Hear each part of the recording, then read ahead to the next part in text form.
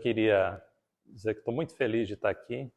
Queria agradecer a Sandra. É culpa dela o fato de eu estar aqui, tá? Então depois qualquer coisa vocês falam com ela. Mas é muito bom a gente vir no centro, como a Sandra disse, né? A gente vencer a resistência da chuva, do friozinho, né? A gente chega aqui e faz uma meditação como essa, a gente se acalma, né? E com certeza a gente vai voltar para casa com a chuvinha, com frio, mas a gente vai voltar melhor do que a gente chegou. Então nós vamos refletir hoje sobre o tema Deus em nossas vidas, né? Na verdade, é uma reflexão calcada em duas obras psicografadas pelo Chico. Uma é o livro Coragem, ele é bastante conhecido, uma mensagem do Emmanuel que nós vamos usar. E outra é o livro Paz e Renovação, que também é do Chico, ditado por diversos espíritos, mas nós vamos usar uma lição que foi ditada pelo André Luiz. Mas para começar, eu queria lembrar uma questão que está no finalzinho do Livro dos Espíritos, é a questão 963. Porque Kardec faz uma pergunta sobre Deus, que é uma pergunta que pode ser que já passou pela cabeça de todos nós. É uma pergunta bem pertinente, assim, eu diria, né? O que ele perguntou?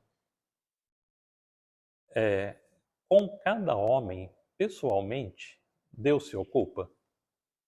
Não é ele muito grande e nós muito pequeninos para que cada indivíduo em particular tenha a seus olhos alguma importância? Então ele está perguntando, olha, Deus não é grande demais para nós? Será que ele se ocupa individualmente com cada um de nós? E os espíritos responderam assim: Deus se ocupa com todos os seres que criou, por mais pequeninos que sejam. Nada para sua bondade é destituído de valor. Então aqui nós já estamos aprendendo com o Livro dos Espíritos que Deus se ocupa de nós individualmente. Deus conhece a cada um de nós, conhece as nossas lutas, conhece os nossos méritos também, e Ele se faz muito presente na nossa vida. Mas o que a gente queria chamar a reflexão nessa noite é que talvez nós tenhamos um probleminha. Não chega a ser um probleminha, talvez nós tenhamos uma dificuldade, que é perceber aonde Deus está nas nossas vidas. Porque a gente tem uma vida muito ligada à materialidade, muita correria, muito boleto para pagar, acaba não sobrando muito tempo para a gente pensar nas coisas espirituais. Mas quando a gente não dedica algum tempo às coisas do espírito, é como se a nossa vida fosse um barquinho que está navegando num oceano imenso, que tem ondas às vezes muito altas, ameaçadoras, às vezes tem ventos fortes, né? E o nosso barquinho vai para um lado, vai para um outro, ao sabor da maré, ao sabor dos ventos. Ou seja, o nosso barco não tem direção, o nosso barco pode acontecer de não ter sentido.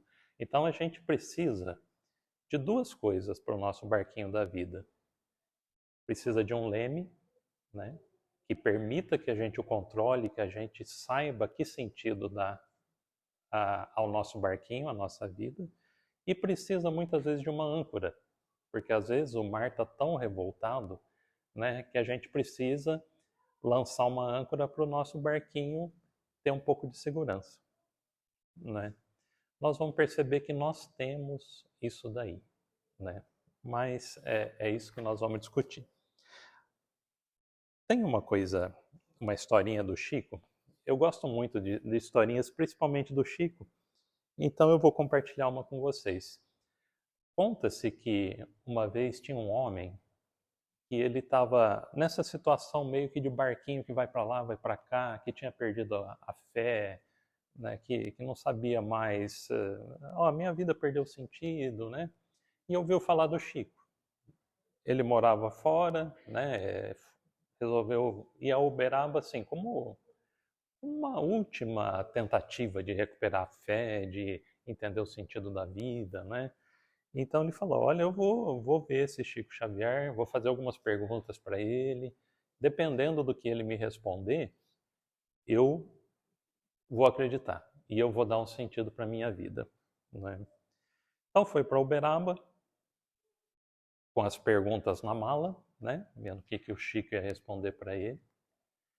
Mas aconteceu que o Chico ele participava, ele trabalhava no Ministério da Agricultura e ele participava de algumas exposições de gado naquela região de Minas, né? Então exatamente nessa época que esse senhor foi procurá-lo, ele estava fora, estava viajando, né? Então o homem ficou lá, se hospedou, ficou um dia, ficou 2 dias esperando, né? Até que ele falou, não vou esperar mais ninguém, não, isso era a última coisa e agora eu já sei que eu não posso acreditar em nada mesmo, porque nem consegui falar com o homem, eu consegui, né? E foi embora. Aí quando o Chico chegou, 1 ou 2 dias depois, né, contaram para ele, olha, o senhor fulano esteve aqui à sua procura, né, disse tudo, que você era a última esperança que ele tinha de ter fé na vida, de acreditar em Deus, etc. Né? E felizmente, né, não deu para você chegar, ele foi embora. E o Chico ele ficou muito chateado com aquilo. Ele falou: poxa vida, olha, eu poderia ter feito um bem muito grande para esse homem aí, né? Ele estava depositando em mim a sua confiança, as suas últimas esperanças. E eu, infelizmente, coincidiu de não estar aqui, não foi por minha vontade, mas eu fiquei chateado. E ele compartilhou isso com o Emmanuel, né? E olha, Emmanuel, olha que furo, né? Poderia ter feito tão bem a esse homem aí, mas não estava. Agora eu estou muito chateado, né? O que você tem a me dizer? E o Emmanuel, que era um educador, assim, que não perdia a oportunidade de dar alguma lição, né? E também não media muito com o Chico, né? Não tinha muito meias palavras, não. Ele respondeu o seguinte: olha, Chico, se esse homem for construir a sua fé sobre você, é melhor que ele já perca logo, porque ele tem que construir a fé dele sobre Deus, né? Então, assim, o Emmanuel não alisou, né? Mas passou uma lição importante sobre o Chico. A nossa referência de segurança, o nosso porto seguro é Deus, né? Então é nele que nós temos que procurar força nos momentos difíceis, equilíbrio nos momentos mais tranquilos. E é sobre isso que nós vamos falar um pouquinho. Eu falei sobre o sentido da vida, né? Tem um poema, para quem gosta de poesia, do Carlos Drummond de Andrade. Ele é um pouquinho engraçado. Eu vou ler para vocês aqui com o meu sotaque do interior. Ele tem muito R, esse poema aqui. Então, desculpem o meu sotaque, mas ele é curtinho. Chama Cidadezinha Qualquer. Aí ele fala assim: casas entre bananeiras, mulheres entre laranjeiras, pomar, amor, cantar. Um homem vai devagar. Um cachorro vai devagar.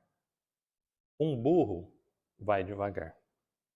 Devagar as janelas olham. Eita vida besta, meu Deus. Esse é o poema do Drummond. O que eu achei engraçado é esse último parágrafo aqui. O que aconteceu?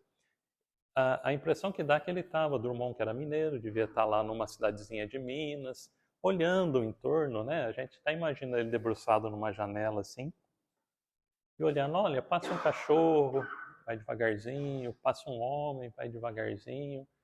E ele, no final, ele se pergunta, qual que é o sentido disso? Né?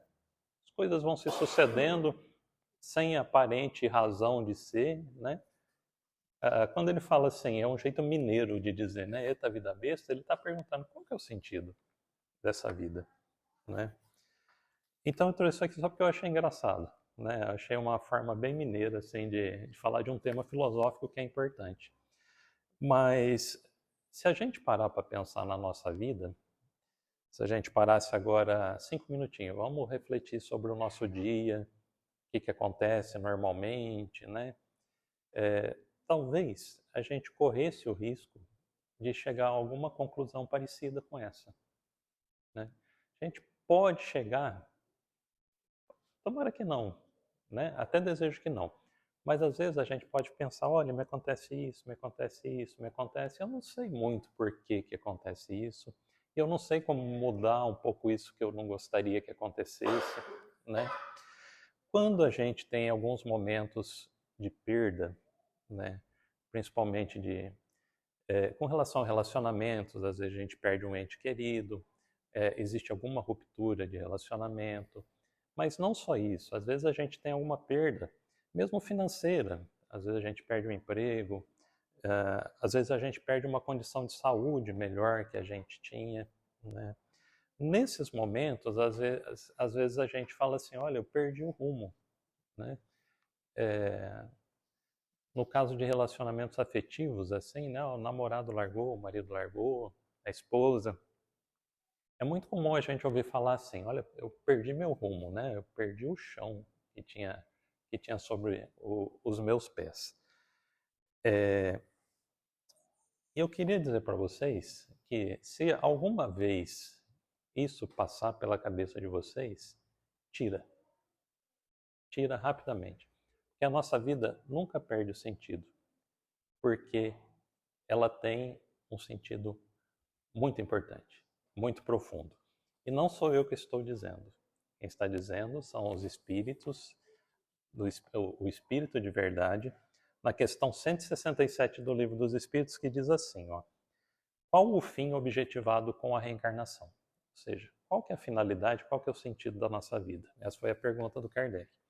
Os espíritos responderam, expiação, a gente sabe, né? E melhoramento progressivo da humanidade. Olha, pode até haver algum objetivo tão nobre quanto esse, mas mais nobre do que melhorar a humanidade, eu não sei. E os espíritos estão dizendo assim, melhoramento progressivo da humanidade, mas não é o meu melhoramento, é o melhoramento da humanidade. Então, o que isso tem a ver comigo? Tem uma frase, ela é famosa, talvez vocês conheçam, e eu não sei quem é o autor, né? Mas diz assim, toda vez que alguém cai, a humanidade inteira com ele tomba.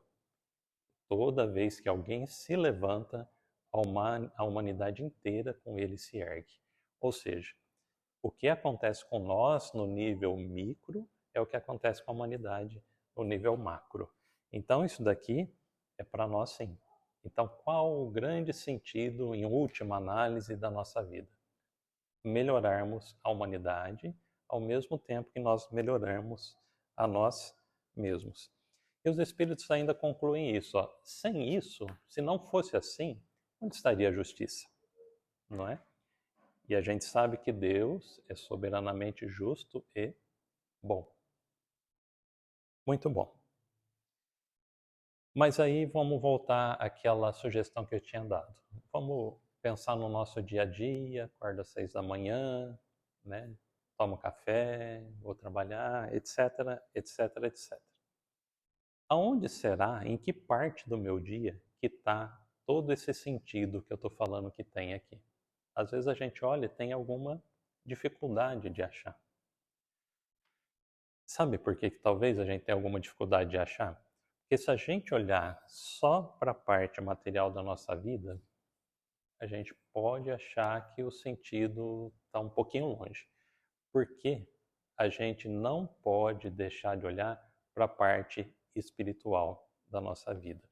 Só que a parte espiritual da nossa vida, ela tem uma dinâmica própria e ela tem uma linguagem própria. Então é isso que o Emmanuel vai nos ensinar aqui e que é importante para a gente reconhecer os sinais, reconhecer como e quando Deus fala com a gente. Então o Emmanuel ele dá uma série de dicas, né? É uma lição chamada Oração e Atenção. É o capítulo 24 do livro Coragem. Então ele começa a mensagem falando assim, ó: oraste e pediste. Fizemos a nossa oração, fizemos os pedidos que nós necessitamos, né?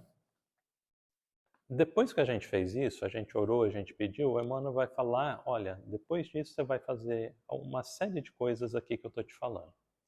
A primeira coisa é a seguinte: desfaze-te de quaisquer inquietações e asserena-te para recolher as respostas da divina providência. Então, o que acontece, hein? Desfaze-te de quaisquer inquietações. Né? A nossa vida costuma ser inquieta. Não precisa nem responder, só pensar, só refletir. A gente tem alguma inquietação na nossa vida? Né? Eu vou responder por mim, né? Tem alguma inquietação, não é sempre que eu estou assim tão harmonizado, né? Como é que nós fizemos a harmonização, né? E quando a gente está inquieto, né? Quando a gente está agitado interiormente, a gente tem um pouquinho de dificuldade de perceber a presença de Deus e de perceber as respostas de Deus. Tem um personagem do livro Paulo Estevão, que agora me escapa o nome, que tem, eu gravei a frase, porque ela é muito significativa. Ele fala assim: Deus trabalha em silêncio e não concorre com as vaidades da criatura. Então, se a gente está com aquele barulho interior, não quer dizer assim que a gente tenha que estar num lugar que é absolutamente silencioso, que não tem ninguém conversando, tal. Se a gente estiver num ambiente desse, como é esse ambiente do centro, favorece, sem dúvida nenhuma. Mas às vezes a gente precisa, no ambiente de trabalho, a gente precisa fazer uma oração porque aconteceu alguma coisa, a gente precisa se recompor, né? E ali o que a gente faz? A gente ou vai ao banheiro ou desvia o pensamento ali onde a gente está mesmo, né? Mas não tem as condições ideais. Mas não é disso que o Emmanuel está falando. Ele está falando do silêncio interior, não é? Tem até uma outra historinha também, que é essa do Divaldo, que fala sobre o silêncio, para a gente entender essa diferença entre o silêncio interior e o silêncio que está fora da gente. O Divaldo conta que, num determinado momento da vida dele, uma pessoa que ele era muito querida desencarnou. Né? Naturalmente, espírita, sabia que ela tinha notícias dela no mundo espiritual, né? Mas ele sentia uma saudade de tal forma que ele pediu para Joana se ela não autorizaria que ele fosse ver aquela pessoa no mundo espiritual, onde ela estivesse. E a Joana falou: olha, ela desencarnou recente, né? Ela está se recuperando, está em tratamento, mas eu levo você com uma condição: você faça silêncio. Tudo bem, concordou, né? Eu faço silêncio. Ele disse, o Divaldo contou isso numa palestra, ele disse que ele ficou até um pouquinho aborrecido, né, dela ter pedido silêncio, porque, poxa, a Joana trabalha comigo há tanto tempo que ela acha que eu vou chegar gritando, né, alguma coisa assim, né? E tudo bem. Belo dia, durante o sono, né, a Joana, com o Divaldo em desdobramento, levou o Divaldo até um hospital espiritual, né, que aquela pessoa estava se recuperando. E ao adentrar o quarto onde a pessoa estava, o Divaldo se sentiu emocionado, como é natural, né? Então, mentalmente, ele pronunciou o nome da pessoa. Pensou assim: fulana, olha, que bom te ver, né? E a desencarnada, que estava ainda se recuperando, estava na cama, tranquilinha, né? Com o influxo do pensamento do Divaldo, ela começou a ficar agitada na cama, começou a estremecer, né? E a Joana deu a bronca no Divaldo. Disse assim: eu exigi do senhor que fizesse silêncio. Silêncio interior. Né? Olha que coisa. Então, só com o pensamento é possível a gente fazer muito barulho. E o pior é que a gente é que escuta o nosso barulho que nós fazemos com o pensamento. Não é? Na sequência, o Emmanuel dá uma dica que é bem valiosa também. Ele fala assim: desnecessário aguardar demonstrações espetaculosas para que te certifiques quanto às indicações do alto. Quer dizer que a gente fez a oração. Não sei se aconteceu com algum de vocês. Alguma vez Deus chegou do lado assim e fala: vem cá, filho, vamos tomar um café, desabafa aqui comigo, né? Fez um milagre para vocês. Comigo nunca aconteceu. E eu acho que não é comum mesmo isso acontecer. Então o Emmanuel está dizendo o seguinte: ó, não aguarda nenhum show. Né? Deus não é desse tipo. de fazer shows pirotécnicos, de fogo de artifício. Ele trabalha em silêncio, né? O que não quer dizer que ele não está trabalhando, que ele não está nos ouvindo. Por isso mesmo vem o outro conselho. Ele diz o seguinte: ora e pede, em seguida presta atenção. Nós precisamos ter atenção, porque alguma coisa vai acontecer. Algo vai acontecer. Aliás, ele até diz assim, ó, algo virá por intermédio de alguma coisa, doando-te na essência as informações ou os avisos que solicites. Então ele fala, alguma coisa vai vir, ele não fala nem que é por uma pessoa. Algo virá por alguma coisa. E vai nos doar, uma outra palavrinha importante que ele fala, em essência, né? Deus não vai nos dar o problema pronto, a solução para o problema pronto e acabado, mas Ele vai nos indicar o que é essencial para que nós mesmos resolvamos as nossas questões. Vocês conhecem aquela história que Deus tem uma lojinha? A gente vai na lojinha de Deus, né? Tudo é de graça, a gente pode escolher o que a gente quiser, e lá tem todas as virtudes que a gente poderia desejar. Tem a caridade, tem a humildade, tem a paz de espírito. A gente pode ir lá escolher sair carregado, né? É tudo de graça, só que é tudo semente, né? Deus nos dá as sementes e aí nós temos que desenvolvê-las. É o que o Emmanuel nos disse. Ele vai nos responder na essência.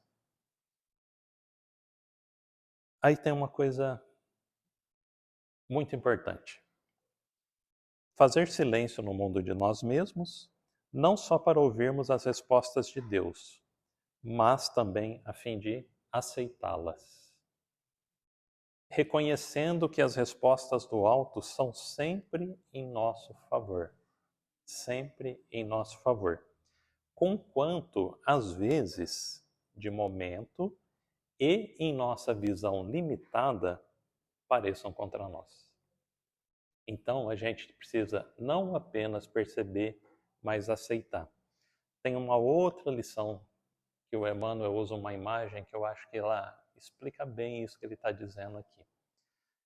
Eu não vou lembrar qual que é a lição exatamente, mas a ideia que ele passa, que eu vou dizer com as minhas palavras, é o seguinte. Muitas vezes a gente pede para Deus tirar de nós um determinado problema. E ele faz uma analogia assim, por exemplo, você tem algum problema de saúde, você tem um tumorzinho, digamos, no corpo, né? E pede para Deus que aquilo seja retirado de você. E Deus te atende e manda um bisturi. Olha que curioso, né? Imagina, se a gente vai no médico, a gente tem um lipoma, né? Aqueles acúmulos de gordura que tem lá, que dói, que inflama, tal, né? Aí a gente chega para o médico e fala para ele, doutor, preciso de ajuda, né? O senhor resolve isso para mim? O médico fala, lógico, resolvo, faço isso todos os dias. Aí a gente entra para dentro do hospital, aí o médico pede para o enfermeiro, começa a pedir agulha, começa a pedir bisturi, né? A gente fala, pô, para que é isso aí, né? E o médico fala, mas como é que você acha que eu vou resolver o seu problema? Né? E Deus muitas vezes é assim. Deus às vezes tem que nos mandar um bisturi. Por isso que o Emmanuel nos diz, ó, a resposta de Deus é sempre em nosso favor. Ainda que às vezes, diante da nossa visão limitada, ele pareça contra nós. Perceberam como a gente precisa prestar atenção, né, para a gente apreender, né, as respostas que Deus dá na nossa vida? Para isso, a gente precisa entender que Deus usa uma determinada linguagem, que é essa linguagem que nós viemos falar, que é uma linguagem sutil, que é uma linguagem muitas vezes indireta. Mas, além de uma linguagem própria, Deus usa alguns canais próprios. A gente falou que Deus não vem sentar, tomar um café com a gente, conversar para a gente desabafar, né? Ainda que Ele esteja sabendo de tudo, que Ele esteja pelo universo inteiro, né? Também o Emmanuel nos diz que Deus atende as criaturas através das próprias criaturas. Então, nós temos alguns canais que o Emmanuel vai nos dizer que a gente precisa prestar atenção quando a gente faz uma oração, quando a gente quer recorrer a Deus. O primeiro, o verbo de um amigo. Às vezes, alguém nos diz alguma coisa que para aquela pessoa que está dizendo não tem nada de extraordinário, não tem nada de excepcional, mas para a gente é como se virasse uma chavinha, né? Puxa, é isso daí, né? Muitas vezes é Deus, vamos usar uma linguagem poética, né? Muitas vezes é Deus falando através daquela pessoa. Se a gente tiver, como disse Jesus, ouvidos de ouvir, a gente vai entender, né?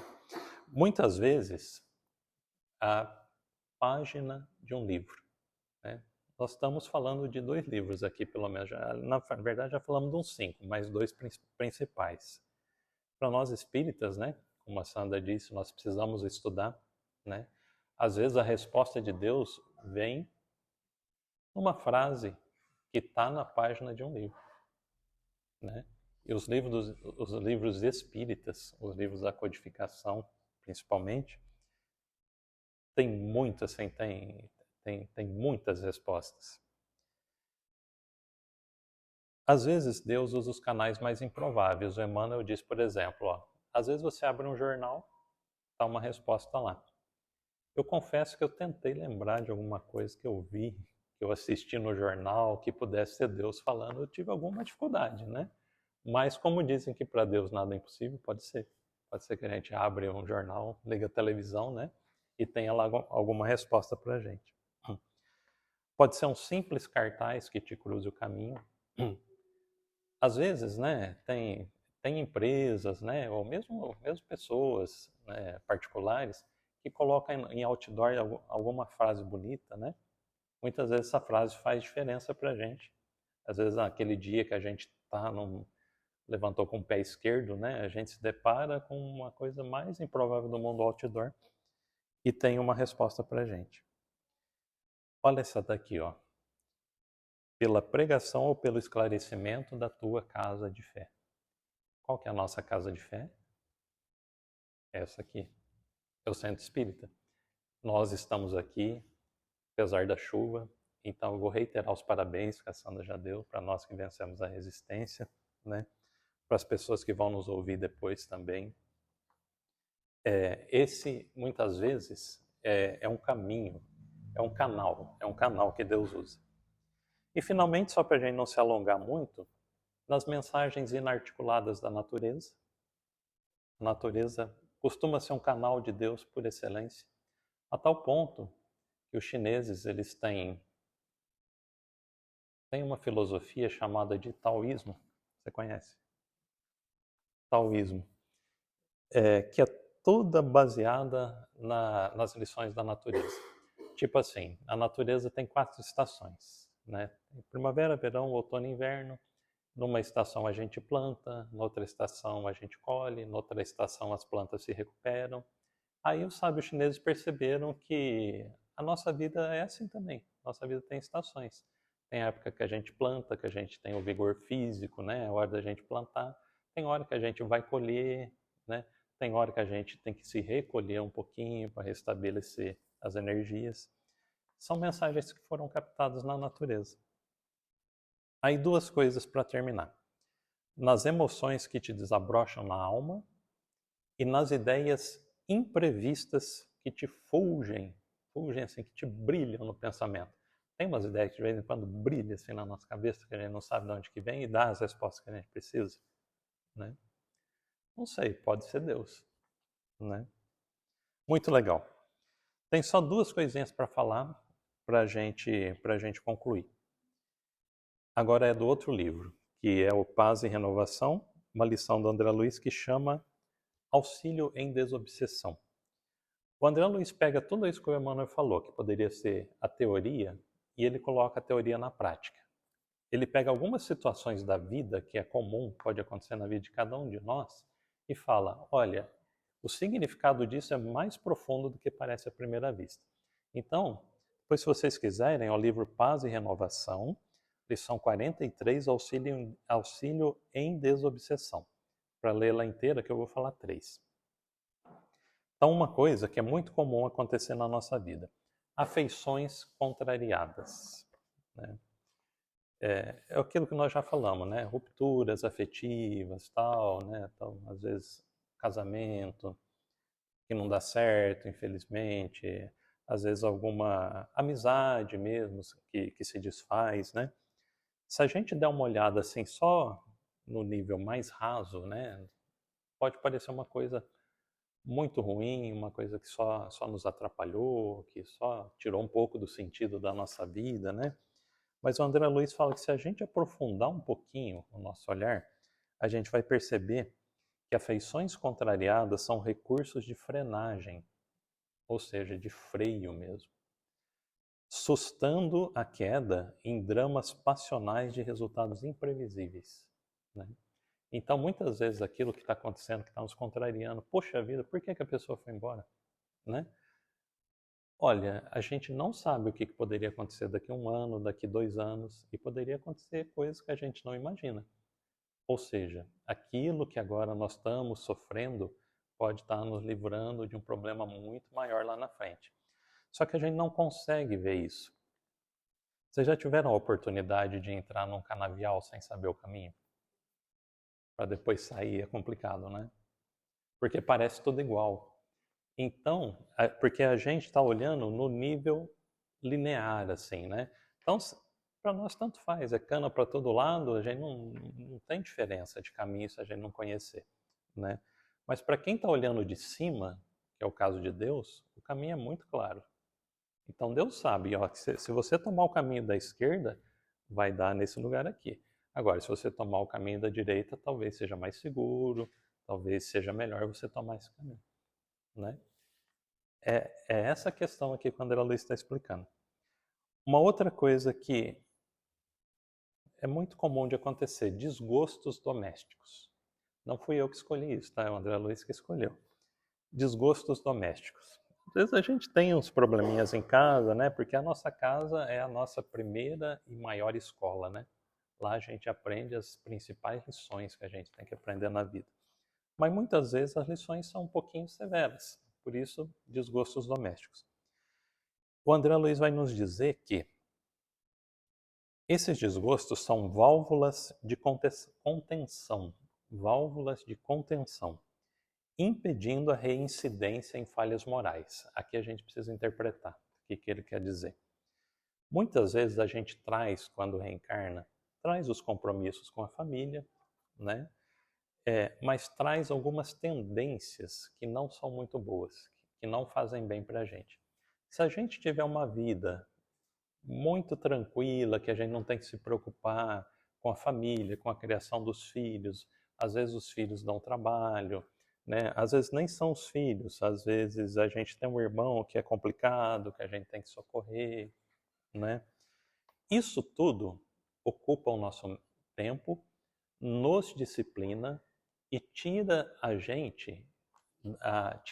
gente a possibilidade da gente, por exemplo, cultivar um vício que a gente às vezes está lutando por séculos, né, para a gente se livrar. Então agora, poxa vida, eu não suporto meu irmão, digamos assim, né? Só que ele está te livrando de séculos de reencarnações que você, se tivesse uma vida muito folgada, você continuaria repetindo o erro. Então, desgostos domésticos são válvulas de contenção. E a última que o André Luiz fala é decepção. Decepção, quem nunca passou na vida, né? Decepção também chamada de desilusão. Quando a gente se desilude, tem uma pré-condição para a desilusão acontecer. Tem que ter acontecido uma coisa antes. A gente tem que ter se iludido, né? Quando a gente se ilude, é porque a gente perdeu um pouquinho o contato com a realidade, né? Às vezes é uma situação que só acontece na cabeça da gente. E a gente está achando ótimo, né? Outras pessoas nos dizem, olha, não faça isso, isso não vai acabar bem. Só que a gente está na ilha da fantasia. Aí vem uma decepção. E o André Luiz nos diz assim, é simples. Decepção é um choque. É um choque. Reparador da lucidez espiritual, né? Então aquela decepção, olha, que me provoca tanta dor no coração é um choque que eu estou recebendo para eu voltar a ter os pés no chão, para eu ter lucidez espiritual. Então, era isso que eu trouxe para compartilhar com vocês. Eu só queria contar uma última historinha que é retirado do livro A Constituição Divina, do Richard Simonetti. Ele conta que havia um sábio que tinha muitos discípulos que viviam lá no Oriente, e um belo dia o sábio estava ensinando os seus discípulos sobre Deus, falando sobre Deus de uma forma muito bonita, muito poética, dizendo que Deus é encontrado por todo mundo, é encontrado nos animais, é encontrado nas plantas, nas flores, no céu estrelado, né? Nas crianças sorridentes. E um desses discípulos que estava ouvindo essa lição, ele se sentiu muito sensibilizado, sabe? Ele falou, puxa, eu nunca tinha pensado em Deus nessa condição. Eu posso enxergar Deus no meu irmão, no meu próximo, né? No meu cachorrinho. E ele saiu de lá encantado. Mas terminou a aula, ele voltou para casa. No caminho aconteceu um pequeno incidente. Naquela região do Oriente, na Índia, é muito comum que se usem elefantes como meio de transporte, tanto de pessoas quanto de carga. E os elefantes, eles costumam ser bastante domesticáveis, né? São adestrados, e tem o seu domador e tal. Então é muito comum disso acontecer.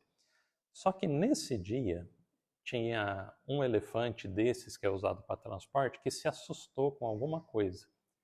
E o seu domador, o seu dono, ele estava em cima dele, né? O elefante furioso, empinando, levando tudo que estava pela frente. E o domador desesperado, pedindo para as pessoas saírem. Não, sai da frente, que ele está sob... Eu perdi o controle, né? Está descontrolado. E o elefante foi se aproximando desse discípulo, que saiu lá bem emocionado da aula, né? O que ele pensou? Ele pensou, olha, meu mestre disse que Deus está em tudo. Então Deus está nesse elefante também. Eu não tenho por que ter medo dele. E não teve medo, continuou, entrou na frente do elefante e foi atropelado, né? E ser atropelado por um elefante deve ser uma coisa complicada. Então ele se machucou tudo, né? E começou a duvidar um pouquinho do mestre. Falou, olha, como é que o mestre me fala uma coisa, né, e a experiência me demonstra outra? Eu vou lá tirar isso a limpo. Foi lá, falou com o mestre, olha, mestre, eu entendi, gostei muito da sua aula, que Deus está em tudo, só que aconteceu, contou a história do elefante, né? Deus estava naquele elefante? Aí o mestre respondeu assim, Deus estava até naquele elefante. Só que você não prestou atenção que Deus estava sobretudo no domador, que estava em cima do elefante, desesperado, pedindo para todo mundo sair da frente, né? Então, com essa historinha aí que nos ensina um pouquinho que a gente tem que ter olhos de ver, né, para entender Deus, para entender as respostas de Deus, a gente conclui a nossa reflexão de hoje. Então, agradeço mais uma vez. Muito obrigado, que nós tenhamos um restante de semana aí com muita paz e com muita presença de Deus. Obrigado.